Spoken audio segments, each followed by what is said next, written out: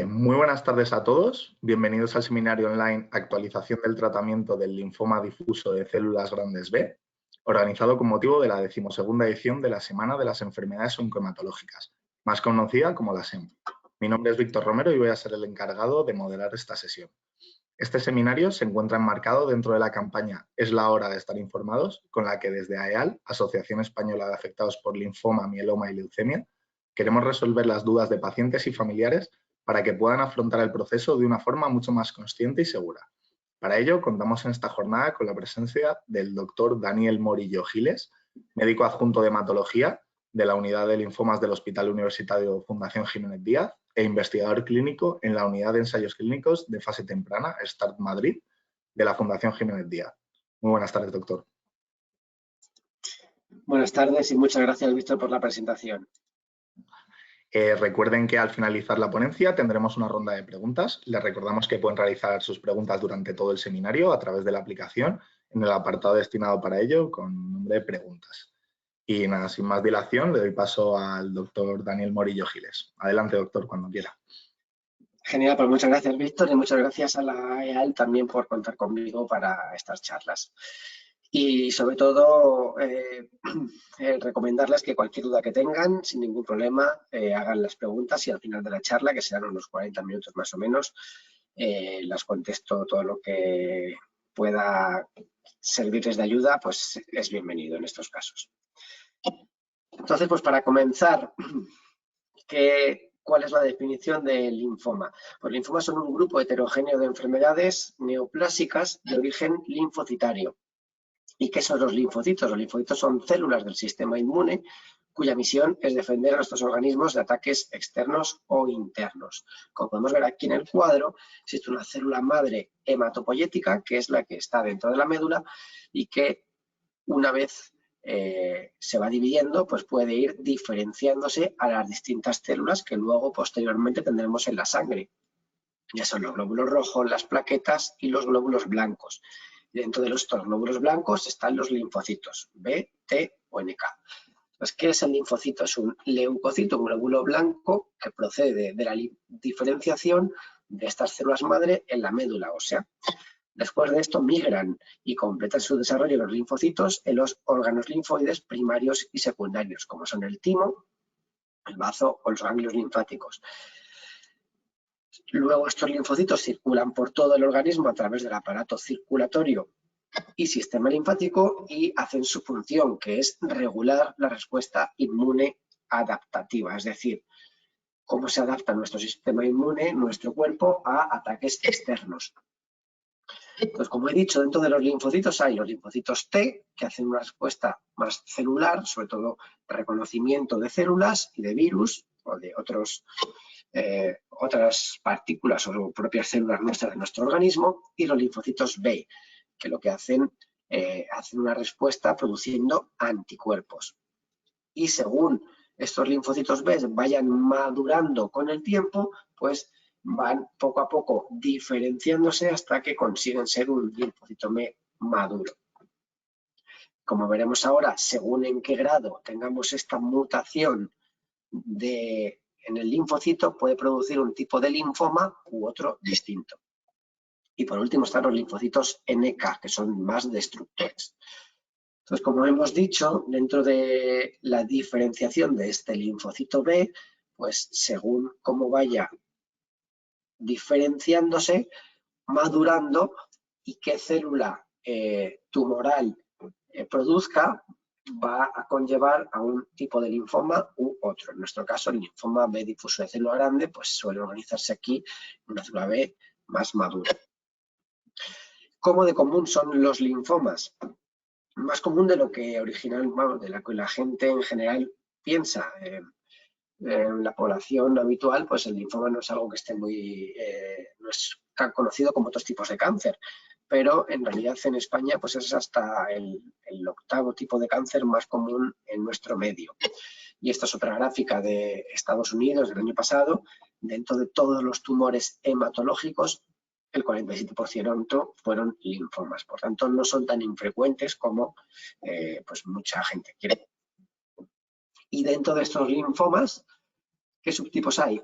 hay muchos subtipos. Están los Hodgkin y los no Hodgkin, y estos son linfomas de no Hodgkin. Dentro de los linfomas no Hodgkin tenemos los T, que van por otras células que no son las células T, y en este caso los linfomas B.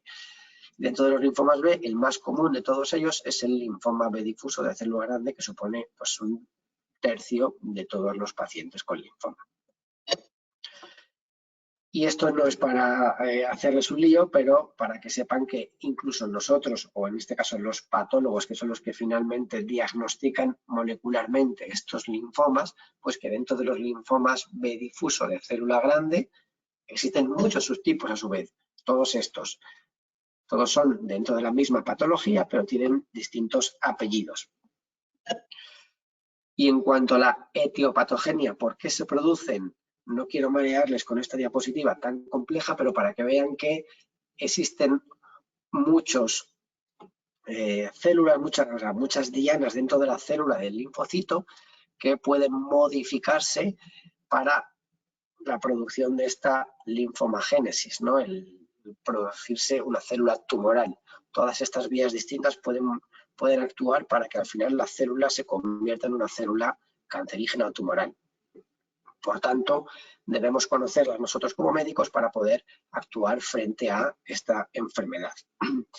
Y en cuanto existe alguna causa determinada, la mayoría de las veces no.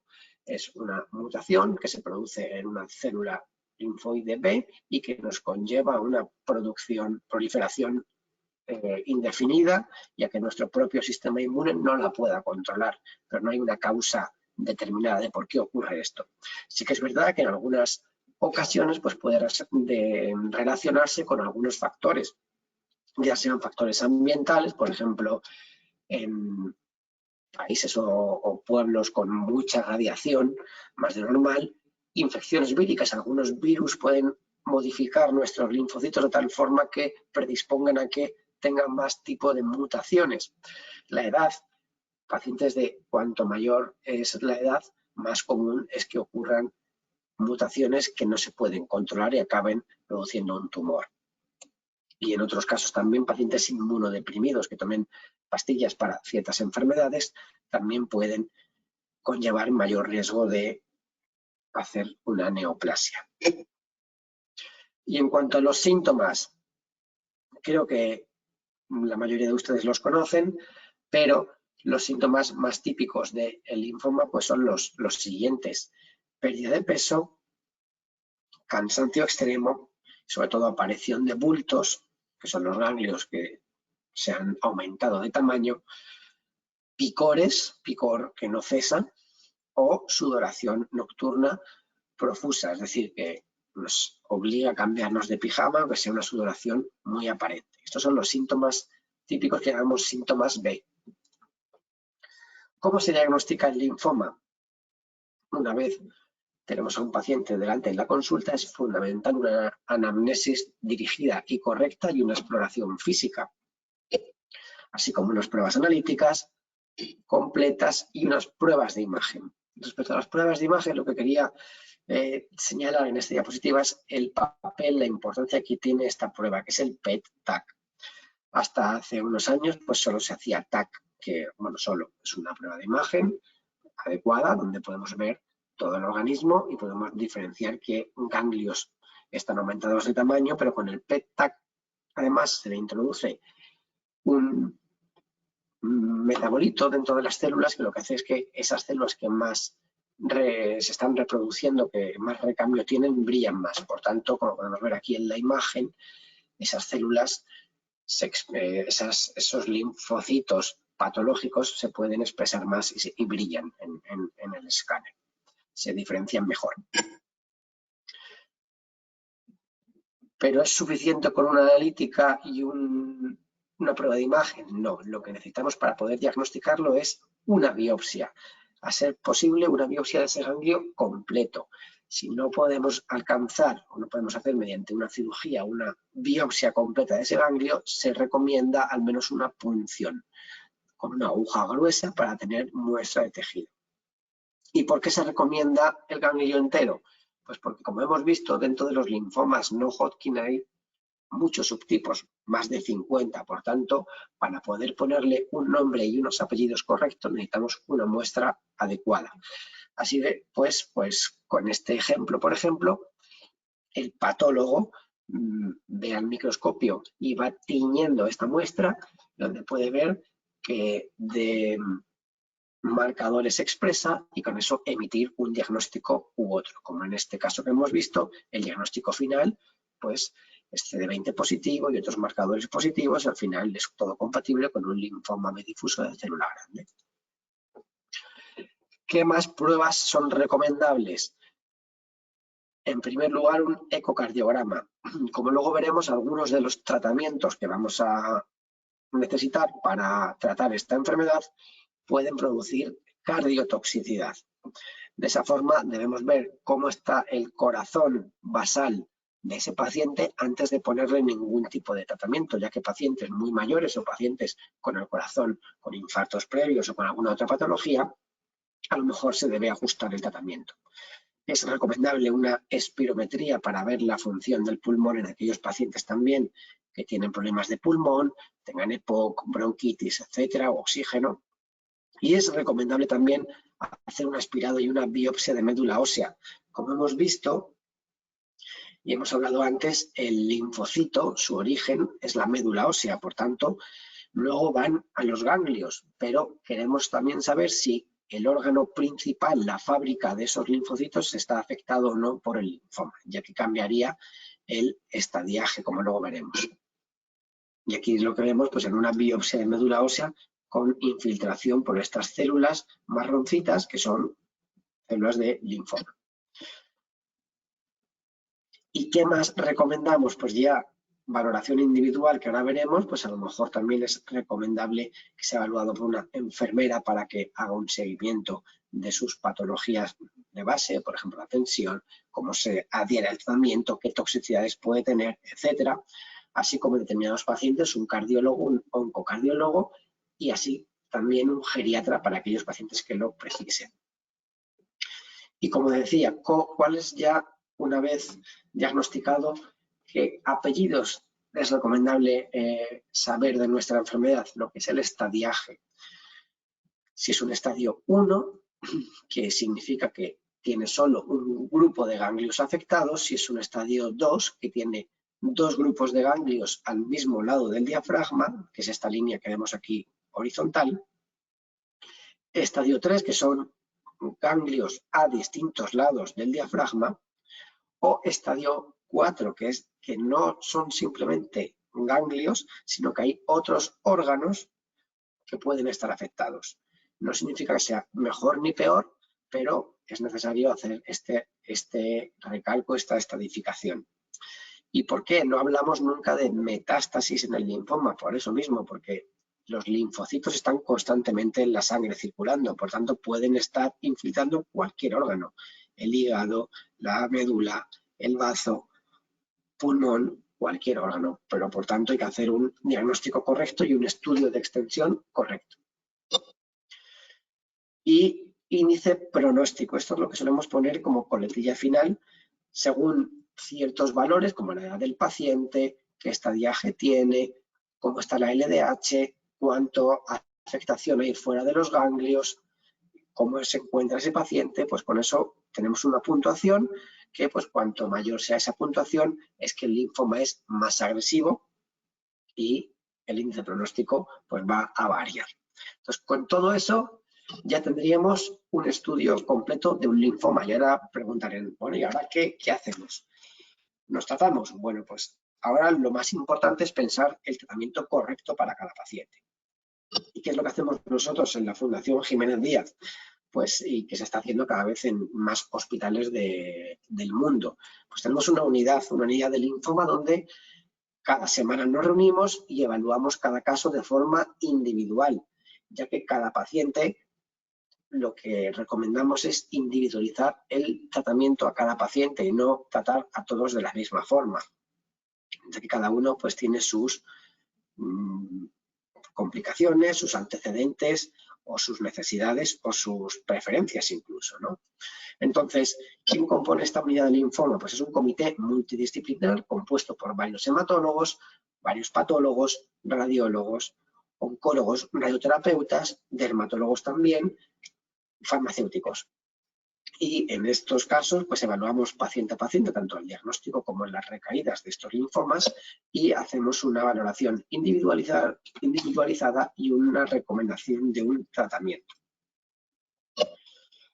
Además, también recomendamos ciertas actuaciones, como por ejemplo una evaluación global basada en aquellos pacientes, como he dicho antes, con problemas de corazón, que le haga una revisión y un seguimiento el oncocardiólogo, o aquellos pacientes de más de 70, 75 años que lo precisen un seguimiento por geriatría, para valorar unas escalas funcionales, hacerle un seguimiento, si hay que cambiar o darle algún tipo de soporte extra.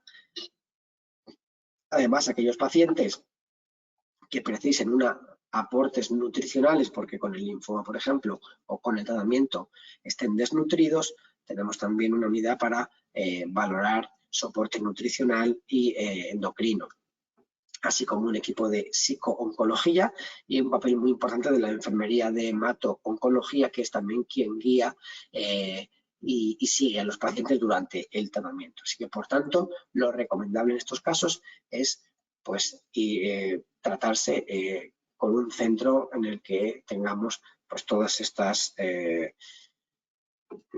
este comité o esta unidad multidisciplinar donde se puede valorar cada caso. ¿Y ahora qué? Pues ahora viene la consulta con el médico. Que yo creo que lo más importante en este caso es que el médico explique correctamente el diagnóstico del paciente y se asegure de que lo comprende, ya que esto no ocurre siempre. La primera consulta, cuando un paciente viene y le damos la mala noticia de que tenemos una enfermedad neoplásica que se llama linfoma, pues muchas veces es complicado que el paciente capte toda esa información que le estás dando. Por tanto, es fundamental dejarle espacio, hacer preguntas.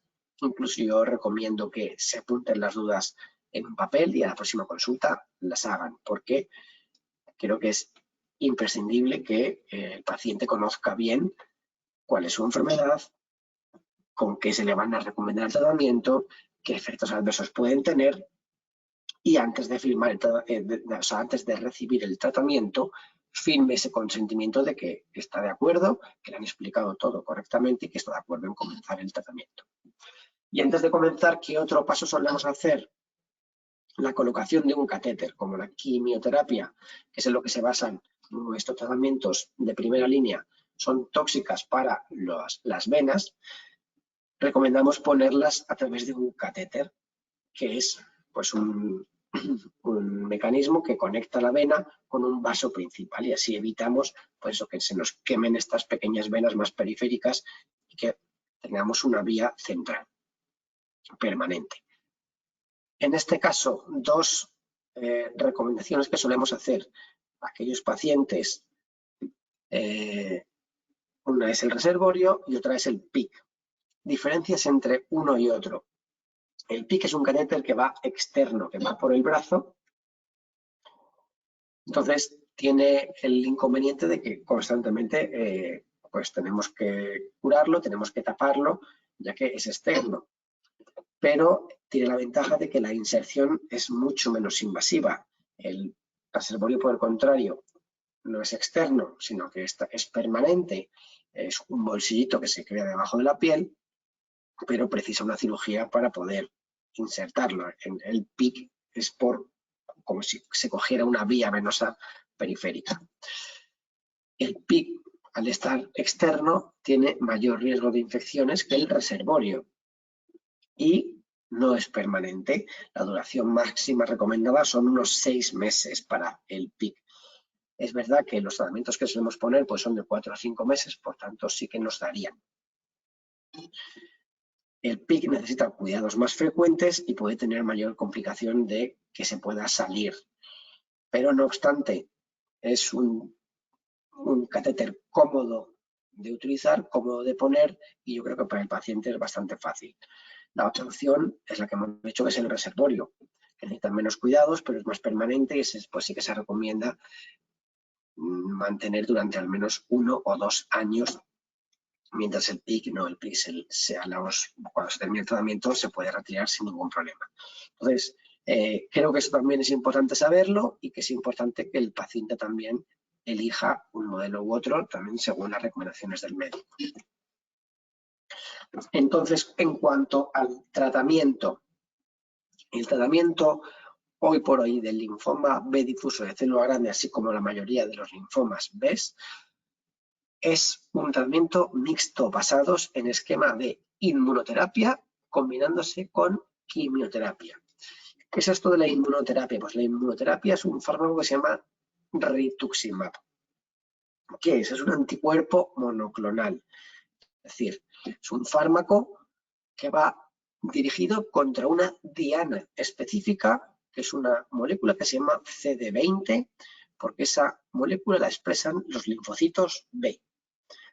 La mayoría de los linfocitos B expresan este CD20, por tanto el rituximab va a marcar esa molécula en la superficie de los linfocitos y va a hacer que se puedan destruir los linfocitos B.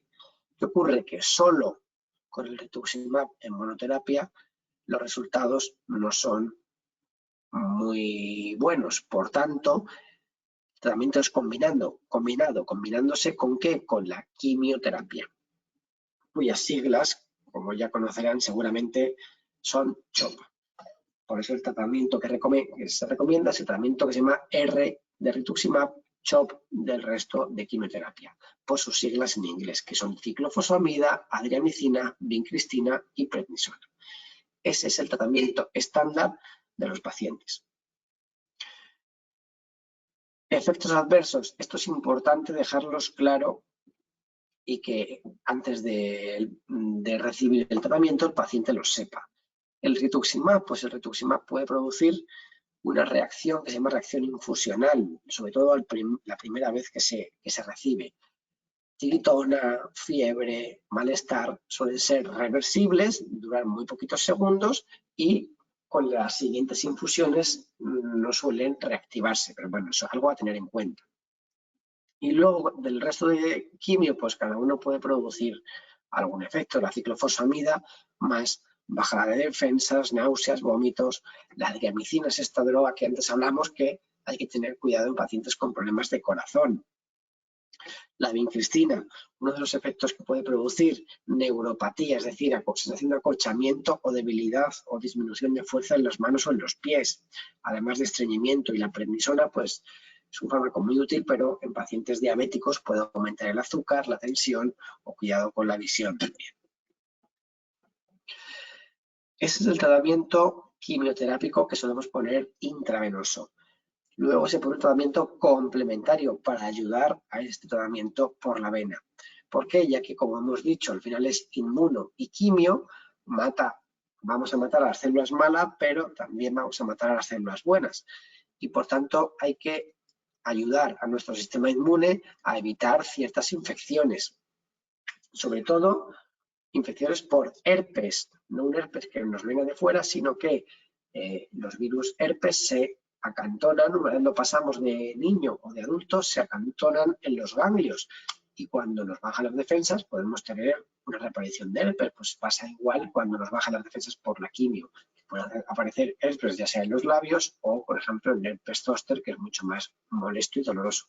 Por tanto, siempre recomendamos aciclovir para prevenirlo. O el Septrin para prevenir también cierto tipo de neumonías, ya que estamos con las defensas bajitas. Otros tratamientos que pueda haber, pues en pacientes que han tenido antecedentes de hepatitis B o de tuberculosis, que es bastante común en España, pues esos dos fármacos para prevenir igual que se pueda desarrollar. Y luego, pues para los náuseas y los vómitos, creo que es importante estos dos fármacos. Yo los suelo recomendar el día del tratamiento y al día siguiente o a los 2 días siguientes, para prevenir simplemente que tengamos esta sensación tan molesta.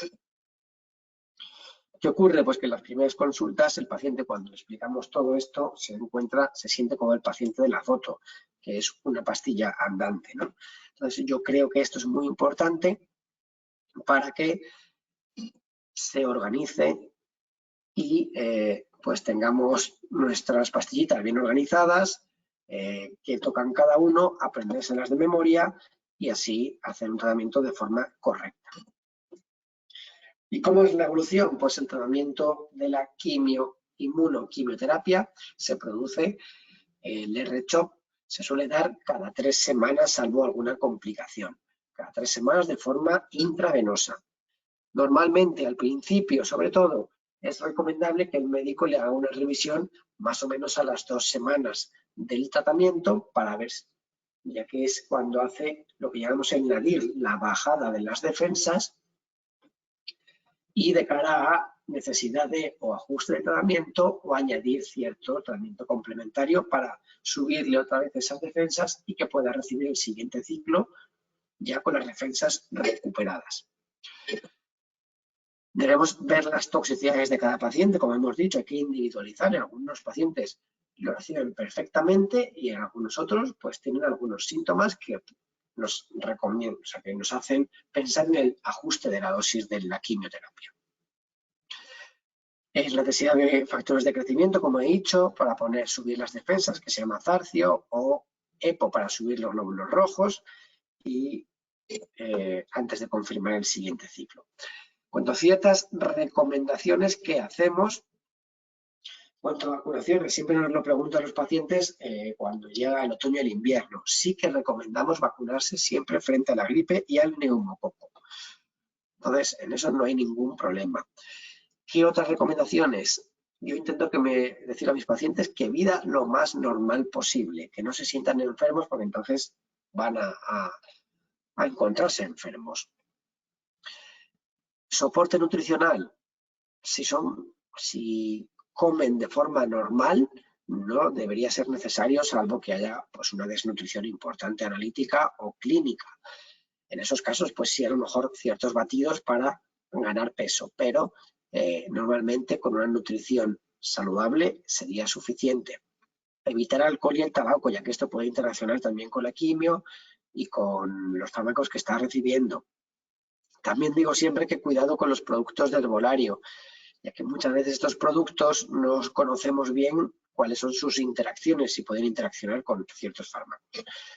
En cuanto a actividad física, recomiendo que sí, que intenten seguir su actividad física que estaban haciendo antes, igual que su vida social. Es verdad que ahora en momentos del coronavirus, pues quizá las recomendaciones cambien un poco. Actividad física sí, siempre con precaución, y vida social, pues lo más seguro que sea posible para evitar el contagio, ya que saben que al estar con las defensas bajitas y con la quimio, nuestro sistema inmune no funciona igual y en caso de una infección por el coronavirus, pues podríamos ponernos un poquito peor que otros pacientes que son más sanos. Y en cuanto a la evolución, ¿cómo hacemos la evolución en las consultas? Es recomendable solicitar una prueba de imagen, ya sea un PET o un TAC, a los 2 o 3 ciclos de haber empezado el tratamiento. El tratamiento recomendado son 6 ciclos, pero a la mitad del tratamiento hay que hacer una prueba de imagen. ¿Por qué? Porque tenemos que ver si realmente hay respuesta o no. Si el linfoma no ha respondido nada, significa que ese tratamiento no está siendo útil y habría que cambiarlo. Si el linfoma está respondiendo muy bien, que es lo que siempre buscamos, hay que continuar. Y luego, tras el 6º ciclo, recomendamos a las 3-4 semanas un PET-TAC para definir el tratamiento, donde comparamos en ese PET, sobre todo el radiólogo, el que al final lo está viendo, el médico de medicina nuclear, como en este ejemplo, este es el paciente con el PET al diagnóstico, vemos todo lo negro son adenopatías y ganglios e infiltración por el linfoma, el PET a la mitad, donde habían mejorado mucho, pero todavía pues teníamos algunos ganglios aumentados de tamaño, como este de aquí del cuello, de la clavícula, y el PET al final, donde vemos que el paciente está limpio completamente, no hay captación patológica de ninguno de estas adenopatías o ganglios, que es lo que buscamos, una respuesta metabólica completa. Esa es la mejor respuesta que podemos tener. Estas son las guías de respuesta donde se basan los médicos de medicina nuclear, igual que nosotros los revisamos, para criterios de que ese paciente está en respuesta completa o en respuesta parcial. Entonces, nuestro fin siempre va a ser el alcanzar una respuesta completa. ¿Qué ocurre? ¿Ese es el fin? En la mayoría de los pacientes sí. Los pacientes alcanzamos una respuesta completa, el tratamiento se para y hacemos un seguimiento clínico. No hace falta más tratamiento. Ahora bien, no siempre puede ser así. Hay algunos pacientes o que no responden o que no alcanzan esta respuesta completa, alcanzan una respuesta parcial. ¿Qué hacemos en estos pacientes? En uno de ellos un seguimiento clínico sin más, pero en ocasiones, según cómo sea esta lesión residual que le pueda quedar, podemos echar mano de un tratamiento muy eficaz que es la radioterapia, que es el empleo de rayos X u otras partículas de alta potencia para destruir estas células tumorales. Como vemos aquí en la imagen, pues este es un ganglio en el cuello, en el lado derecho del cuello, que tras la radioterapia ya el ganglio no se ve. Por tanto, es muy útil para recaídas o para tratamiento de lesiones focales o locales. También la reservamos para pacientes de alto riesgo que tuvieran una masa muy grande al diagnóstico o lo que hemos dicho, enfermedad localizada. En cuanto a la dosis, pues se recomienda de 30 a 40 grays, es decir, pues el oncólogo radioterapeuta debe hacer una valoración del paciente y suele ser pues en torno a 2 o 3 semanas o un mes de tratamiento fraccionado. Y en cuanto a los efectos adversos, pues es verdad que también los tiene cada vez menos. Antiguamente la radioterapia nos gustaba menos porque el haz no era tan localizado en la estructura que queríamos dar, pero con las máquinas actuales tan modernas son muy localizados en el punto determinado que queremos radiar y evitamos radiación de los campos de alrededor, que pues a veces está la tiroides o a veces puede estar el corazón. Por tanto, es muy segura a día de hoy la radioterapia y muy útil. Y en cuanto al seguimiento, pues esto es lo que quería recalcar también de las guías y las recomendaciones del Grupo Español de Linfoma para realizar el seguimiento de este tipo de pacientes. Lo que dicen es que después de alcanzar una respuesta completa con el PET o con el TAC, el seguimiento debe ser clínico, con controles periódicos para ver cómo va el paciente, ver las toxicidades, hacer una exploración y una analítica. Al principio, los 2 primeros años se recomiendan de 3 a 4 meses de forma periódica, de los 2 a los 5 años cada 6 meses y luego cada año. Luego de forma anual. El empleo de pruebas de imagen de rutina no está recomendado, sobre todo en aquellos pacientes con respuesta completa. Ni por PET ni por TAC, ¿vale? ¿Por qué? Porque la mayoría de las recaídas, si es que tiene que recaer la enfermedad, se suele producir fuera de estas consultas de revisiones con escáner. Entonces, no es lo indicado al hacer constantemente cada 3 o 6 meses una prueba de imagen. En ocasiones también hay que hacer seguimiento del ecocardiograma para ver a esos pacientes que tienen problemas de corazón o que han tenido toxicidad. Y hasta aquí es el tratamiento estándar de primera línea para pacientes con un linfoma difuso de célula grande, jóvenes o que pueden recibir tratamiento a dosis plenas. Pero claro, hay situaciones especiales como son estas. Es el caso de pacientes de una edad avanzada. Por eso aquí, como hemos hablado antes, es imprescindible, junto con el hematólogo, una valoración por la geriatra, él o la geriatra, la valoración oncogeriátrica integral, donde se hacen unas escalas funcionales, unas escalas de fragilidad, cómo se encuentra ese paciente, edad, qué otras enfermedades tiene, qué pastillas está tomando, etcétera. Y en función de eso, los geriatras nos recomiendan una intervención u otra. También en estos casos es importante el papel de la enfermería de oncohematología para hacerle un seguimiento más exhaustivo de estos tipos de pacientes más frágiles o que necesitan de mayor seguimiento.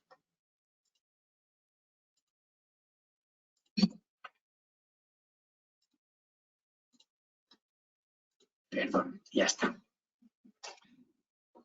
Esto hasta aquí el tratamiento de este tipo de pacientes. Pero como antes, al principio de la charla, hemos visto, dentro de los linfomas B difuso de célula grande hay algunos otros subtipos. Y hay dos subtipos que sí que se recomienda un tratamiento incluso un poquito más agresivo que el que estábamos haciendo, el esquema R-CHOP. Es un tratamiento que implica ingreso. Cada ciclo tiene que estar ingresado 6 días, que son estos dos tipos de linfoma, el mediasténico primario y el linfoma de alto grado o doble hit. Estos se recomienda un tratamiento un poquito más intensivo. Y luego, otro tipo de situaciones especiales son aquellos pacientes que tienen alto riesgo de infiltración de lo que llamamos el sistema nervioso central, cerebral. Como hemos dicho antes, el linfoma los linfocitos están por todo el cuerpo y pueden infiltrar también, a veces, en determinados casos raros, pueden saltar lo que llamamos la barrera hematoencefálica e irse al sistema nervioso central, al cerebro. Por tanto, esos pacientes de muy alto riesgo debemos hacerles una punción lumbar al diagnóstico para ver si tenemos ahí o no tenemos enfermedad.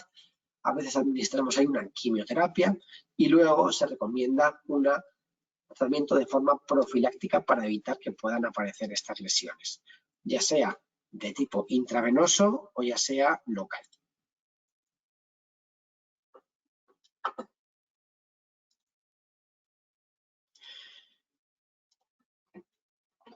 Y hasta aquí lo que tenemos en cuanto a tratamiento del linfoma en primera línea.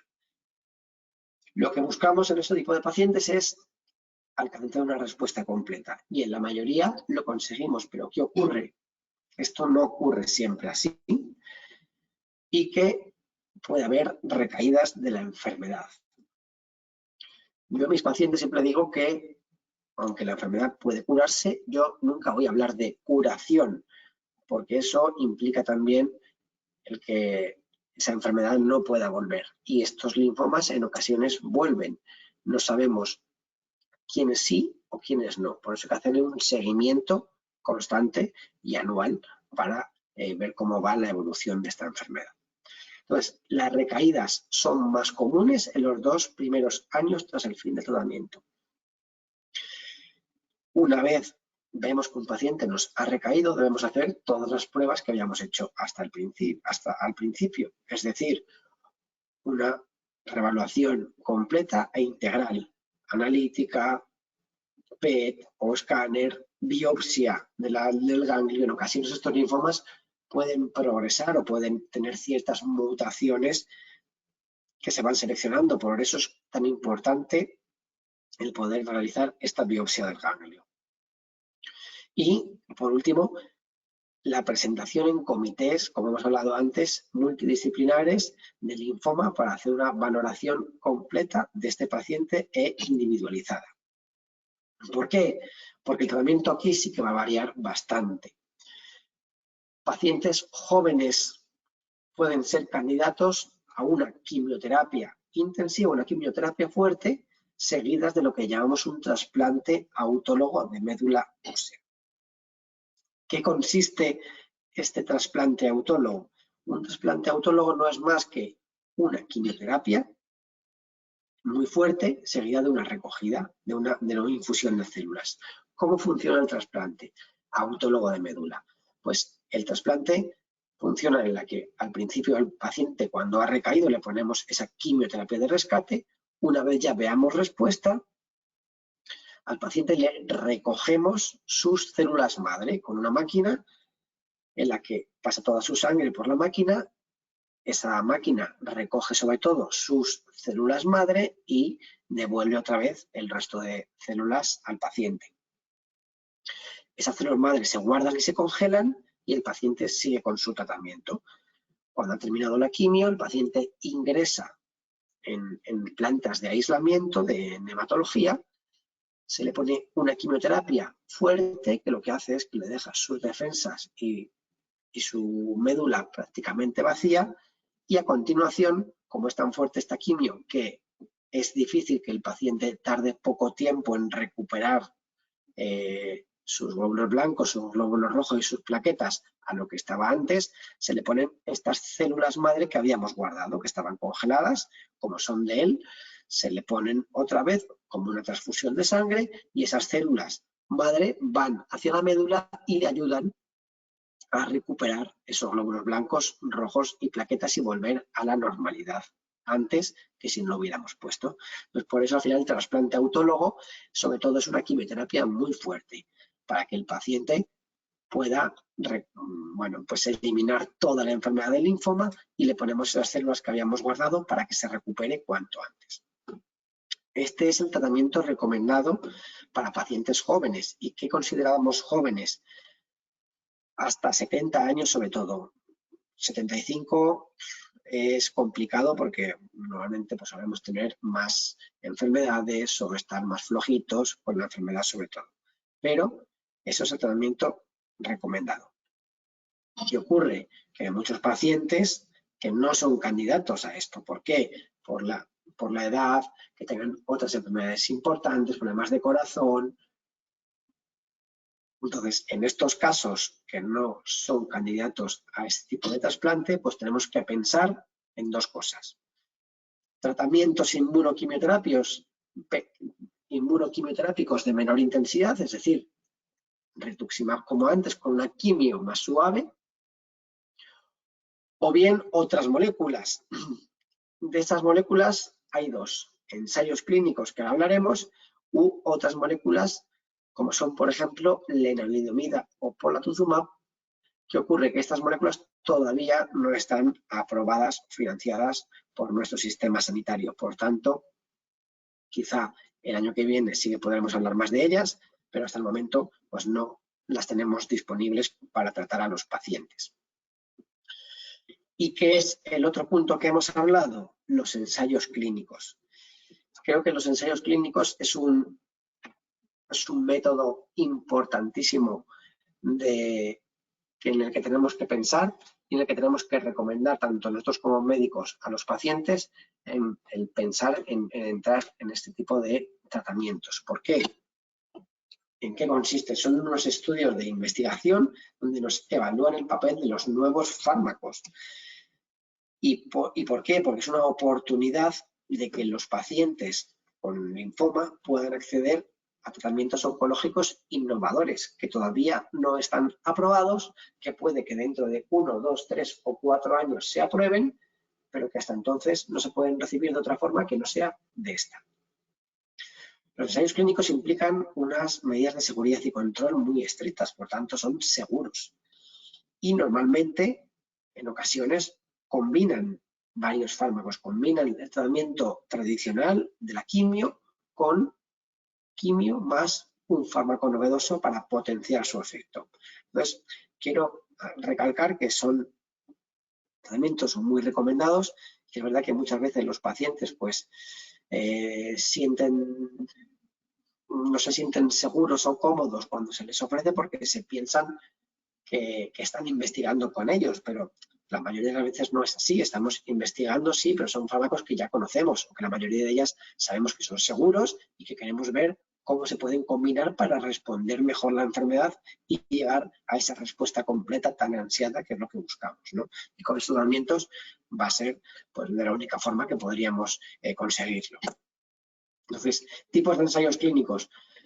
Hay unos ensayos más de fase más temprana en lo que el fármaco todavía está desarrollándose con menos número de pacientes probados en todo el mundo, donde prima sobre todo la seguridad del fármaco, y ya fases más avanzadas, que son fases 2 y 3, donde ya se estudian esos efectos secundarios, ver cómo se va la eficacia y la efectividad y los pacientes son mayores. Y simplemente mencionar que nosotros en la Fundación Giménez pues tenemos una unidad innovadora, es una unidad de ensayos clínicos de fase temprana, en colaboración con la unidad de START, que es de Estados Unidos, y donde nuestro objetivo es acelerar el desarrollo de fármacos antitumorales. Sobre todo, suponer una alternativa para aquellos pacientes que han agotado ya todos los tratamientos disponibles. Pues nosotros en esta unidad pues tenemos bastantes ensayos clínicos abiertos para todo tipo de linfoma, todo tipo de mieloma y pues en estos pacientes que no tienen muchas más opciones terapéuticas son los que solemos reclutar y ver cómo van evolucionando con estos fármacos. Y ya digo, suelen ser moléculas solas o en combinación con lo ya conocido, ya sean anticuerpos monoclonales, células como con inmunoterapia, inmunomoduladores o terapias dirigidas.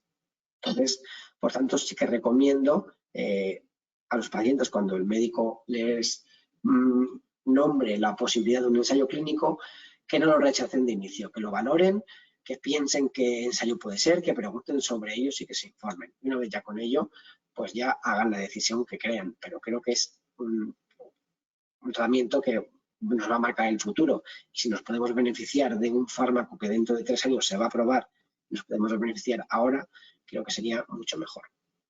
Este es un ejemplo de un fármaco de un paciente que tenemos nosotros en ensayo.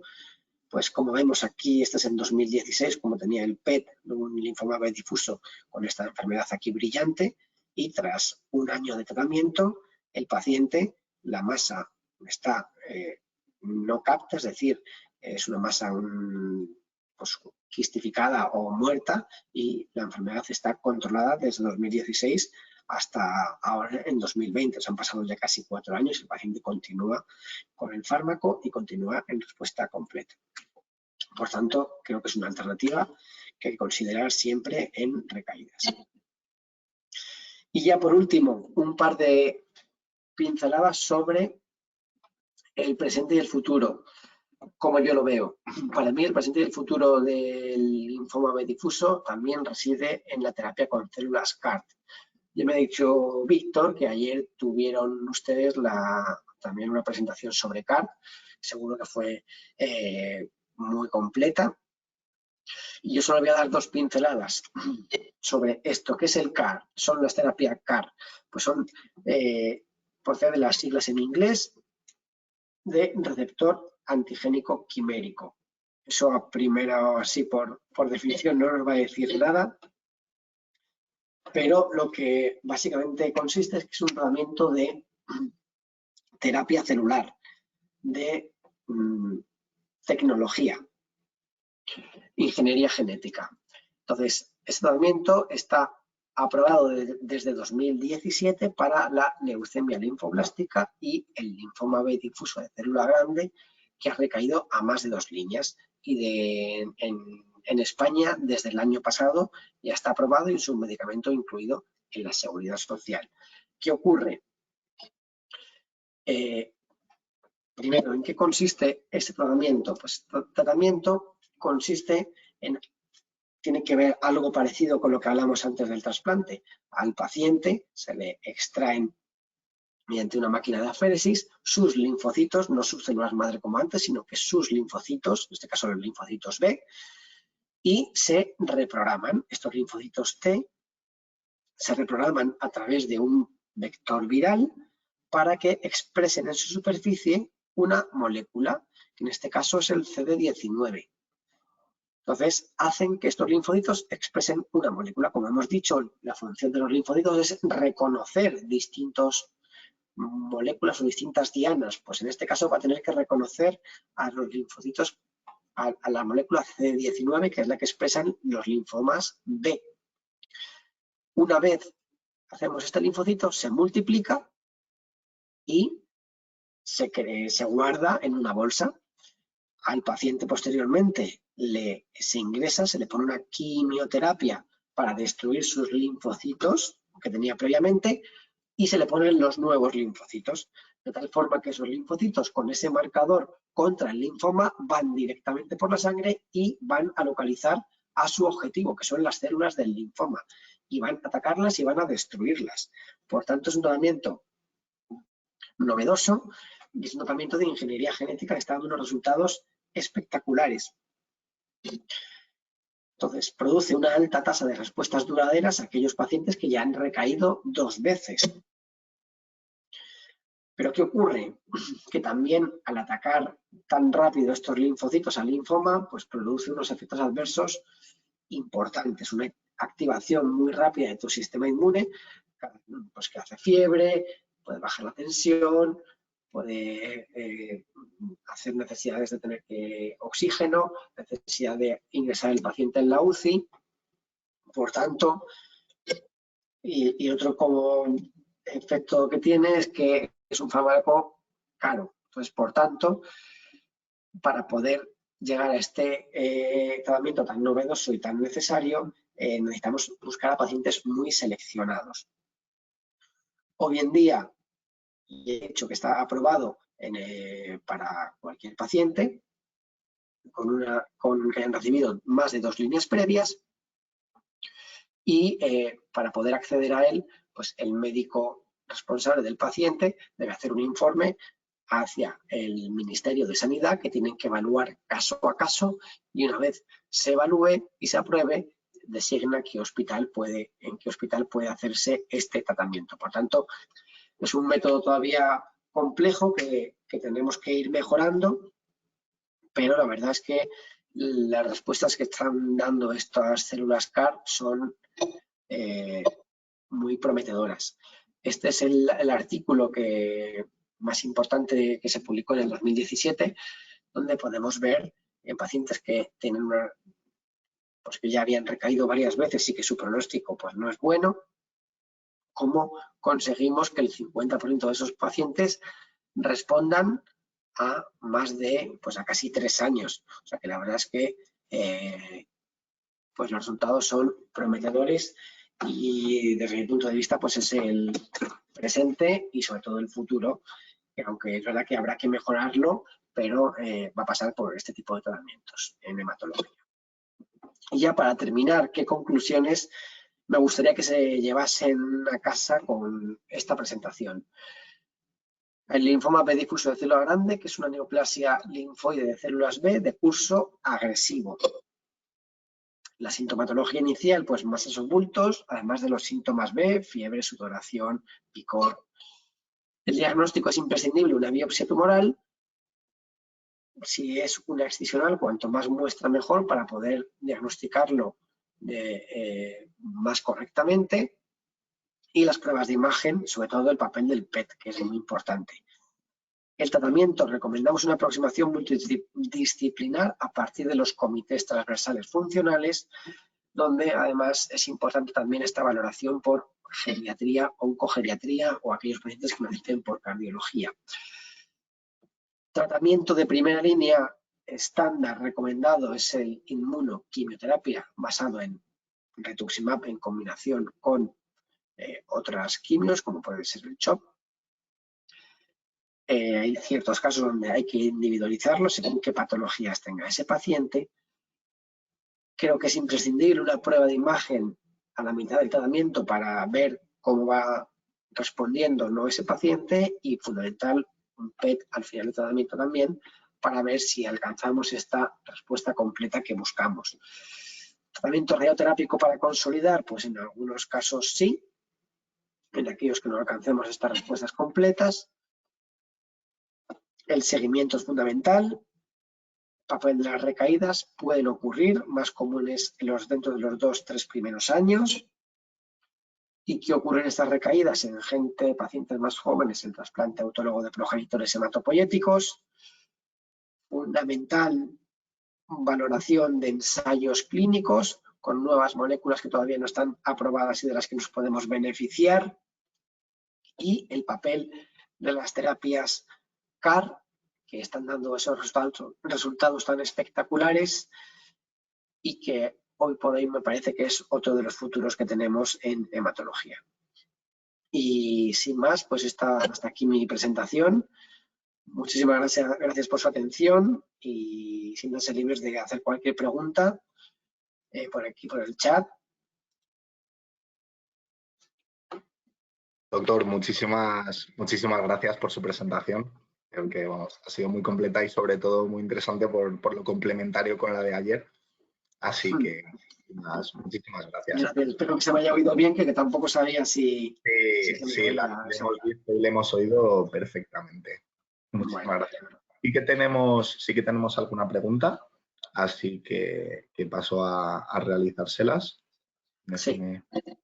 Mira, nos preguntan respecto al seguimiento del linfoma tras el tratamiento de R-CHOP, si no se hace mediante PEC-TAC, ¿cómo se realiza el seguimiento? ¿Tan solo con analítica? No. El seguimiento, lo que se recomienda tras haber terminado los 6 ciclos, un mes después, pues eso, 4 semanas aproximadamente del 6.º ciclo, hacer un PET-TAC, o en hospitales que no tienen PET-TAC, un TAC también es igual de válido, ¿vale? Una vez vemos que el paciente está en respuesta completa, no es imprescindible hacer seguimiento con imagen, con TAC o con PET.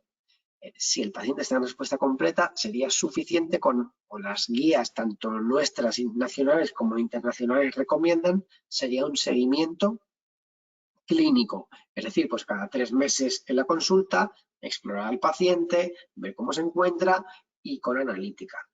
Es verdad que, como hemos dicho, que durante los 2 primeros años el riesgo de recaída es un poquito mayor, pues sí que solemos los hematólogos pedir algún control entre medias, pues a los 6 meses o al año, y a los 2 años un escáner de control, pero eso no es lo recomendado 100%, pero bueno, lo que se recomienda en las guías es un seguimiento clínico con analítica. Muy bien, doctor, muchísimas gracias por la respuesta. Nos preguntan también, ¿puede existir una relación entre un linfoma difuso de tipo B de células grandes y una paniculitis en la raíz del mesenterio? A ver, relación. Los linfomas, o sea, paniculitis en el mesenterio, que implica pues como una inflamación inespecífica de la grasa, ¿vale? Que tenemos el mesenterio, es la grasa que está por delante del estómago. Entonces, hay pacientes con linfoma que tienen una masa, por ejemplo, una afectación de una masa en el mesenterio por el propio linfoma. ¿Qué ocurre? Que a esos pacientes, cuando les hemos tratado, a veces no se quita del todo, sino que ese mesenterio todavía se queda como con datos de inflamación. Y muchas veces, no sé si es a lo que este asistente se refiere, pues hablan en las pruebas de imagen o en los PET de control de la respuesta es completa, pero se ve paniculitis mesentérica, que significa que es una pequeña inflamación inespecífica porque seguramente hayamos tenido antes enfermedad ahí, se le ha quitado, pero todavía o simplemente pues quedan esos restos, esos quistes o esos tejido muerto que parece que es paniculitis, pero que no tiene ninguna implicación. Entonces no es nada importante ni nada que haya que hacer un seguimiento especial. Muy bien, doctor, muchas gracias. Nos preguntan también, ¿hay alguna consideración médica para poner un catéter PIC frente a un reservorio o solo es cuestión de preferencia del paciente? Según en el linfoma B difuso de célula grande, por ejemplo, como el tratamiento suele ser 6 ciclos de 3 semanas, pues al final son 4 meses y medio. Entonces, no hay una recomendación específica, se le dice al paciente las opciones y ellos eligen. Si va todo bien, a los 4 meses y medio, si está en respuesta completa, o 5 meses, se le puede retirar ese catéter. Entonces, para ellos puede ser más cómodo. Es verdad que esos 4 meses primeros es más incómodo al tener que llevar el catéter por fuera, pero luego, si va todo bien, pues se le puede quitar y hacer vida normal. En el otro caso, el reservorio pues va a tener que estar todavía ahí un poquito más de tiempo. En cuanto a otros tipos de linfoma, por ejemplo, el linfoma folicular, que el tratamiento que ponemos son 6 ciclos, pero luego hacemos un mantenimiento cada 2 meses, pues ahí también les digo a los pacientes, es que a lo mejor vamos a estar 2 años o 2 años y pico de tratamiento de mantenimiento, que es verdad que solo cada 2 meses, y hay pacientes que me dicen, no, pues yo prefiero por vía y ya está. Pues perfecto, se le pone un PIC para la quimio y ya cuando terminamos se le quita. Hay pacientes que tienen malas venas, por ejemplo, o muy malos accesos de forma general y que pues es mucho mejor dejarle puesto el reservorio, ya que de ahí todas las analíticas que necesitemos para cada control y para cada visita al médico se pueden sacar de ahí.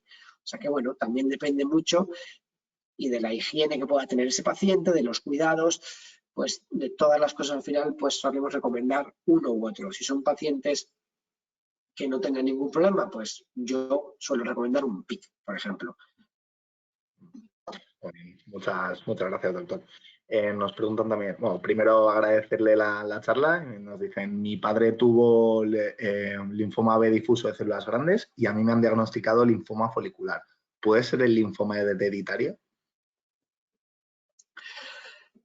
Sí, a ver, hereditario como tal no existe, no tenemos una, no, a ver, no hay unas mutaciones que nos digan, sí, este lo ha heredado de los progenitores, ¿no? Del padre o de la madre, pero sí que es verdad que hay una tendencia en algunas familias a tener ciertas alteraciones genéticas moleculares que predispongan a hacer ciertos tumores. Entonces, no se hereda el linfoma, en general no se hereda, pero sí que hay familias pues, que su padre ha tenido linfoma, otro ha tenido todo tumor de pulmón, etcétera, y que eso sí que tienen más tendencia a hacer tumores más comúnmente que otros. Pero como tal no hay un gen que nos predisponga a ello, ¿vale? Y sobre todo al resto de asistentes, pues eso, que no es algo que se herede ni algo que tiene por qué tener sus hijos o su familia. Pero es verdad que en algunos casos raros, pues hay asociación familiar, que bueno, pues no podemos ahí hacer nada y simplemente, pues a lo mejor en algún momento llegamos a descubrir que si tiene relación con alguna molécula, pues bien estará, pero de momento no tenemos más aclaraciones sobre eso. Muy bien, doctor, muchas gracias. Y por último, si no entra ninguna más, nos preguntan, ha hablado en su intervención del tratamiento con radioterapia para consolidación. ¿Cómo encajarían los nuevos tratamientos de protonterapia en el caso del linfoma difuso de células grandes B? A ver, la protonterapia es verdad que se está empezando a emplear mucho, sobre todo en tumores sólidos, y ese tipo de linfoma seguramente también podamos tener mismos resultados. No te puedo decir porque todavía no es algo que esté que sea la práctica habitual y ahí pues la verdad es que no puedo decirle a este asistente qué resultados está dando porque no me lo he leído, pero bueno, sí, seguramente entiendo que los resultados serían también buenos. Muy bien, doctor, pues muchísimas gracias. En el momento, vamos, no tenemos más preguntas, así que vamos a finalizar el seminario. Así que hasta aquí el seminario Actualización del tratamiento del linfoma difuso de células grandes B. Agradecer una vez más al doctor Daniel Morillo Giles su intervención y recordarles que nos presta su tiempo de forma altruista y, por supuesto, agradecer a todos los participantes su asistencia e interés. Esperamos que les haya Muy bien, resultado pues interesante sí, ha y sido un que placer, poder dar esta sesión y sí, espero que hayan podido resolver todas las dudas y si tienen alguna otra cosa, pues me pueden contactar a través de la asociación sin ningún problema. Muy bien, doctor, muchas gracias. Les recordamos a todos los asistentes que este seminario quedará grabado y estará disponible en el canal de YouTube de GEPAC y en la web realizada con motivo de la SEMO, que es www.aeal.es/SEMO 2020. Pues muchísimas gracias a todos y muy buenas tardes. Adiós, doctor. Venga, buenas tardes, gracias. Usted.